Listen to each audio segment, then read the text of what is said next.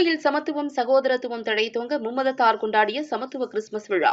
உலகம் முழுவதும் கிறிஸ்துமஸ் பண்டிகை கோலாகலமாக கொண்டாடப்பட்டு வருகிறது. இந்த நிலையில் கோவையில் மத நல்லிணக்கத்தை வலியுறுத்தி சமத்துவம் சகோதரத்துவம் நல்லிணக்கத்துடன் கிறிஸ்துமஸ் விழா கொண்டாடப்பட்டது.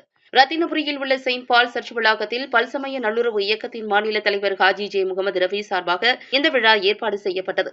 இந்துக்கள், இஸ்லாமியர்கள், கிறிஸ்தவர்கள் என மும்மதத்தார் ஒன்றிணைந்து தேவாலயத்திற்கு பிரார்த்தனைக்காக வந்தவர்களை பூங்கொத்து கொடுத்து இனிப்புகள் ஊட்டி கிறிஸ்துமஸ் வாழ்த்து தெரிவித்து உற்சாகமாக வரவேற்றனர்.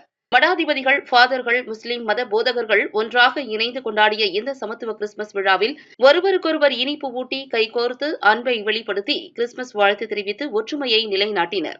நாட்டில் ஒற்றுமை ஓங்கி சமத்துவம் சகோதரத்துவம் தழைத்தோங்க மத நல்லிணக்கம் சார்ந்த சமத்துவ கிறிஸ்துமஸ் விழா கொண்டாடினர். மதங்கள் வேறாயினும் மனம் ஒன்று என்பதை வெளிப்படுத்திய இந்த சமத்துவ கிறிஸ்துமஸ் விழா நாடெங்கும் மக்களால் கொண்டாட வேண்டும் என வலியுறுத்தினர். நமது நாட்டில் பாகுபாடின்றி அனைவரும் அன்பை போதித்து அனைத்து மத பண்டிகைகளை சமத்துவ விழாவாக மும்மதத்தவர்கள் வேற்றுமையில் ஒற்றுமையுடன் நல்லிணக்கத்துடன் கொண்டாட அறிவுறுத்தினர்.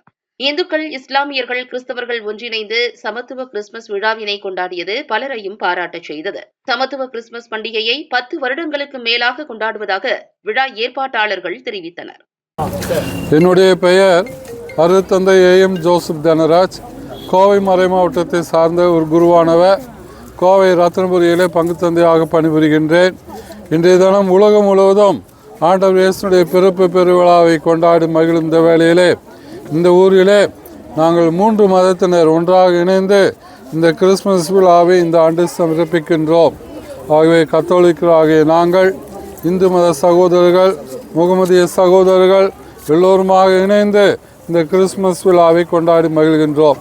ஆண்டவர் இயேசு நமக்காக பிறந்து விட்டு சென்ற அந்த அன்பு, அமைதி, மகிழ்ச்சி, சமாதானம், சமத்துவம் ஆகிய அனைத்தையும் நாங்கள் எல்லோருக்கும் ஒரு முன்மாதிரியாக இருக்க வேண்டும் என்று பல்சமய நல்லுறவு இயக்கத்தை சார்ந்தவர்கள் அனைவரும் இந்த விழாவை ஏறெடுத்திருக்கிறார்கள். அவருடைய வருகைக்கு நன்றி. எங்களுடைய மகிழ்ச்சியை பகிர்ந்து கொள்ளும் வகையிலே மலர்களை கொடுத்து இனிப்புகளை வழங்கி எங்களுடைய மகிழ்ச்சியை நாங்கள் ஒருவரோடு பகிர்ந்து கொண்டோம். உங்களுடைய வருகைக்கு நன்றி.